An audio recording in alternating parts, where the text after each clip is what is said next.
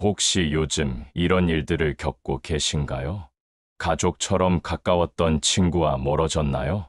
믿었던 사람에게 배신당하고 마음에 깊은 상처가 남았나요? 갑작스럽게 몸에 이상이 생겼다거나 열심히 해오던 일이 이유 없이 꼬이고 있진 않습니까? 통장 잔고는 줄고 마음은 불안과 우울로 눌려 밤잠조차 편히 잘 수 없고 가슴은 언제 터질지 모르게 쿵쾅거리는 나날들. 만약 지금 이런 상황이라면 그건 절망이 아니라 신호입니다.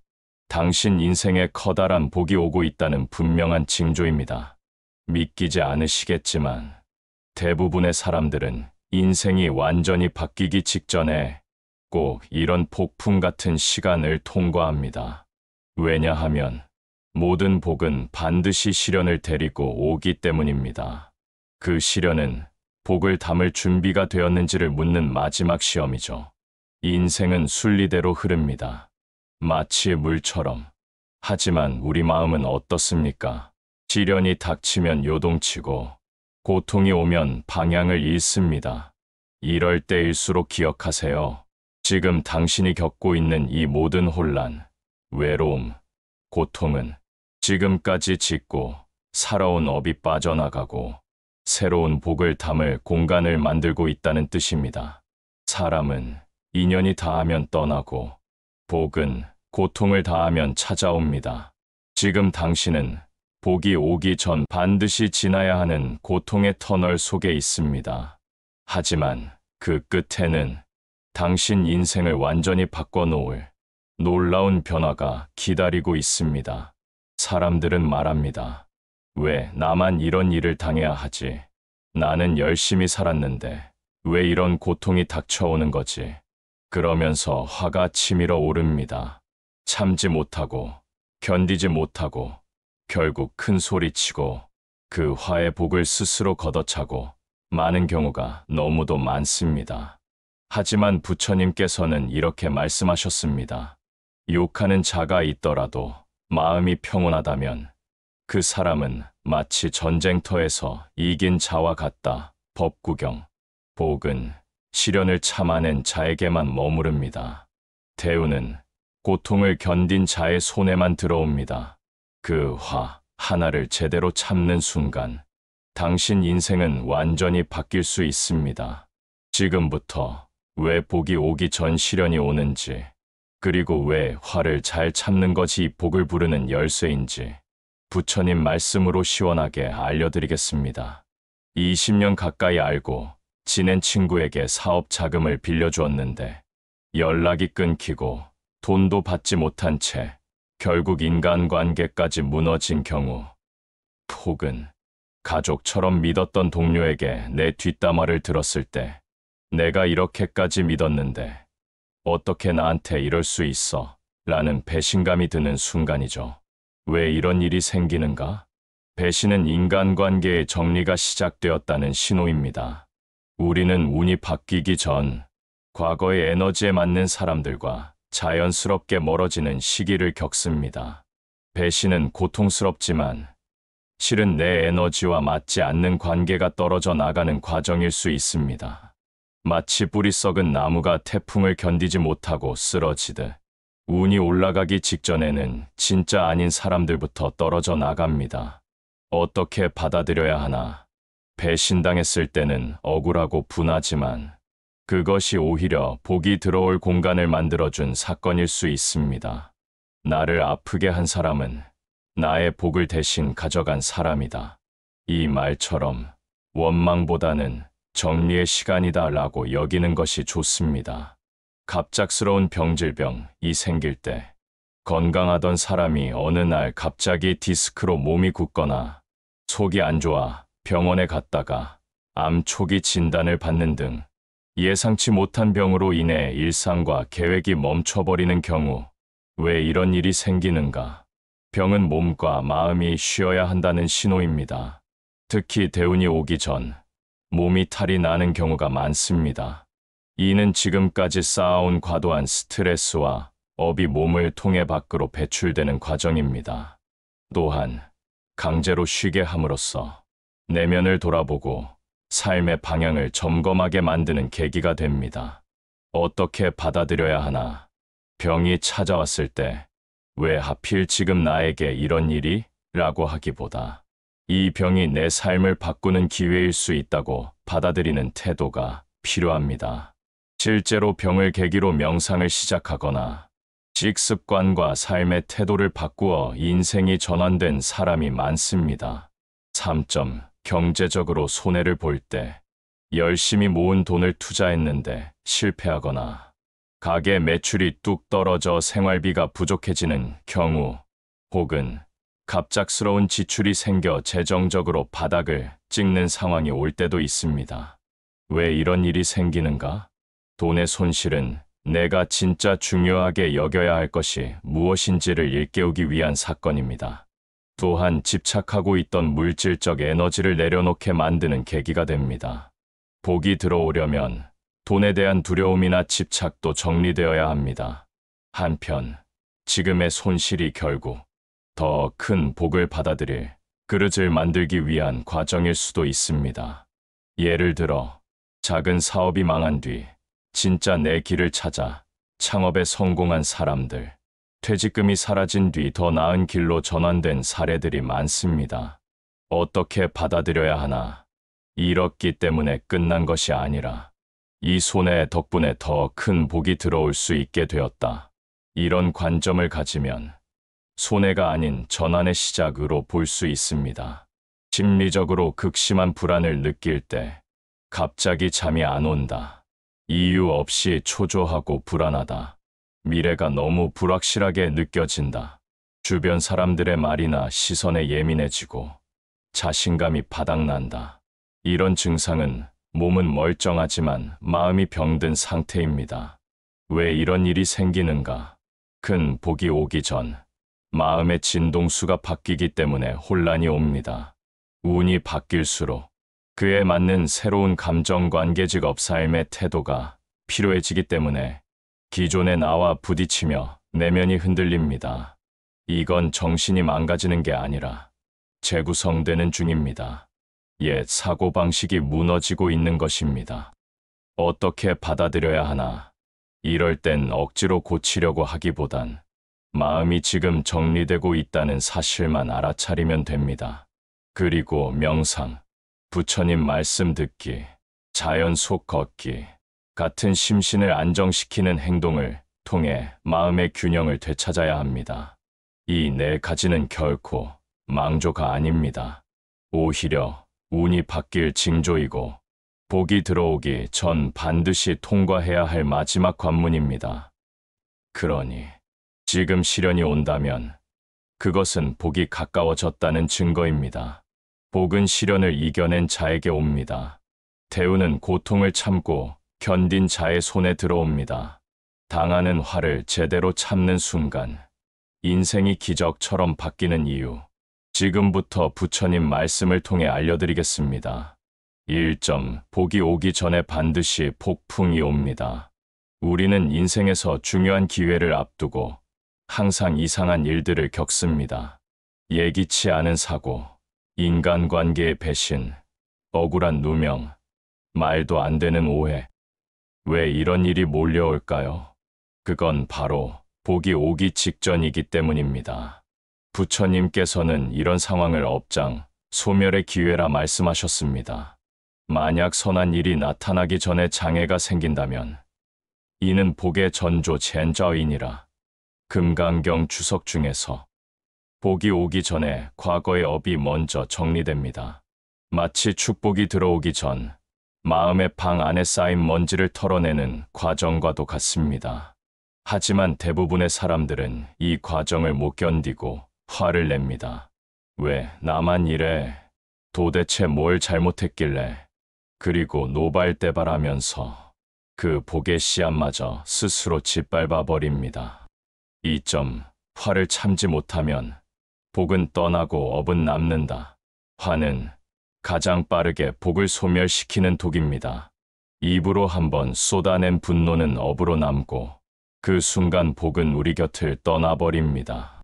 일체유심조, 화엄경. 세상의 모든 일은 마음에서 비롯됩니다. 화가 나서 터뜨리는 순간 마음은 불길에 휩싸입니다. 그 불이 타오르면 복은 연기처럼 사라지고 말죠. 부리부리 반야심경, 분노와 복, 둘은 다르지 않으며 결국 한 마음에서 비롯됩니다.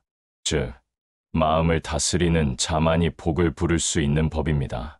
화가 치밀어 오를 때 한 발만 물러서서 숨을 들이쉬고 마음을 가만히 들여다보세요. 그 순간 복이 머무를 자리가 생깁니다. 3점 천수경 속 부처님 말씀, 감정 다스리는 자가 진정한 수행자다. 천수경에 이런 말씀이 나옵니다. 능멸난행, 능재중생고, 괴로움을 참는 자는 수행을 이룰 수 있고 다른 이의 고통도 함께 덜어줄 수 있다. 남들이 내게 화를 내고 시비를 걸어올 때 내가 그것을 참고 받아낼 수 있다면 그 자체가 이미 수행이며 공덕입니다. 그 순간 우리 마음속에는 복의 씨앗이 심어집니다. 그 씨앗은 시간이 지나 당신의 인생을 송두리째 바꿔놓을 거대한 대운이 되어 돌아올 것입니다. 4점. 왜 항상 중요한 시점에 안 좋은 일이 몰려올까? 이유는 단 하나, 당신이 복을 받을 준비가 되었기 때문입니다. 하늘은 아무에게나 복을 주지 않습니다. 복을 감당할 수 있는 사람에게만 그릇을 줍니다. 그리고 그 그릇을 단련시키기 위해 화를 주고 고통을 주는 겁니다. 수행자는 칼날 위를 걷는 자와 같으니 한 걸음 한 걸음이 있네요. 지혜다. 금강경 중에서 이 말을 듣는 지금 혹시 억울한 일을 당하고 계신가요? 가족 간의 갈등, 돈 문제, 친구의 배신, 이유 없는 비난, 그 모든 것이 대운의 전조입니다. 그럴 때 화를 내면 끝입니다. 하지만 참고, 웃고, 침묵하고, 내려놓으면 그때 하늘은 말없이 당신을 위해 길을 엽니다. 5점. 이 인생이 바뀌는 진짜 기적은 화 다음에 옵니다. 많은 사람들이 기적을 외부에서 찾습니다. 복권이 당첨되거나 좋은 일이 갑자기 생기기를 바라죠. 하지만 진짜 기적은 내 안에서 일어납니다. 특히 화를 다스릴 수 있을 때부터 모든 게 바뀝니다. 참을 잃는 차 한 번 쓰면 100년의 재앙을 면한다. 옛 선현의 말. 그리고 부처님께서는 말씀하셨습니다. 진노는 자신을 태우는 불이다. 그 불을 이겨낸 자만이 참된 평화를 안다. 법구경. 기억하세요. 누군가 당신을 모욕할 때, 억울한 누명을 썼을 때, 온몸에서 피가 끓고 눈이 뒤집히려 할 때, 그 순간이 바로 당신 인생을 바꿀 단 하나의 기회입니다. 그 화를 잘 참아내면 그 자리가 바로 복이 내리는 자리가 됩니다. 왜 나에게 이런 일이 생길까? 라고 묻지 마세요. 내가 받을 복이 얼마나 크길래 이 정도 시련이 오는 걸까? 이렇게 물어보세요. 당신은 지금 복이 오기 전 마지막 문턱에 서 있습니다. 그 문을 열고 지나갈지, 화를 내고 되돌아설지는 바로 당신의 선택입니다. 모든 것은 마음먹기에 달렸다. 마음이 바르면 세상도 바르다. 반야심경. 화를 잘 참으면 그 다음 순간 기적처럼 인생이 바뀝니다. 오늘도 침묵과 인내 속에 복을 부르는 하루가 되시길 바랍니다. 나무관세음보살. 부처님께서는 이렇게 말씀하셨습니다. 모든 업은 내가 짓고 내가 받는다. 이 진리를 아는 자는 결코 함부로 화내지 않으며 누구 탓을 하지 않는다. 사람들은 말합니다. 나는 선하게 살았는데 왜 이런 고통이 오는 거야? 나는 남에게 해를 끼치지도 않았는데 왜 나만 억울한 일을 당하지? 하지만 이 말 속에 이미 무명, 즉 어리석음이 들어 있습니다. 당신이 지금 겪고 있는 이 괴로움은 단지 이번 생에서의 결과가 아닙니다. 지난 생에서 혹은 그보다 더 오래된 전생의 업보가 지금 이 순간 결실로 나타난 것입니다. 마치 땅에 묻어둔 씨앗이 몇 해 후에 혹은 수십 년 후에야 싹을 틔우는 것처럼 말입니다. 그러니 억울해 마세요. 지금의 고난은 대운을 받기 전에 마지막으로 정리되는 악업 청산의 시간일 수 있습니다. 이걸 참아낸 자만이 복을 짓고 운명을 바꾸는 자리에 올라설 수 있습니다. 천수경에는 이런 말씀이 나옵니다. 혹여 일체 중생이 죄장이 무겁고 복덕이 가벼워 선근이 적고 지혜가 어두워서 온갖 부처님의 말씀을 듣지 못하거든 그들에게 이 경을 전하라. 바로 지금입니다. 이 경전을 듣고 이 말씀을 마음에 새긴 그대는 이미 지혜 있는 자의 첫걸음을 내디딘 것입니다. 복은 참는 자에게 쌓입니다. 화는 터뜨리는 순간 그동안 쌓아온 복을 한순간에 무너뜨립니다. 사람들은 종종 이렇게 말하죠. 나는 절에도 다니고 좋은 말도 많이 듣는데 왜 인생이 달라지지 않을까? 그건 말만 듣고 행동으로 옮기지 않았기 때문입니다. 복은 행동에 있고 업은 반응에 있습니다. 반야심경에는 아주 강력한 구절이 나옵니다. 색 즉시 공공 즉시 색. 모든 것은 본래 실체가 없으며 존재는 그저 인연 따라 나타난 것일 뿐이다.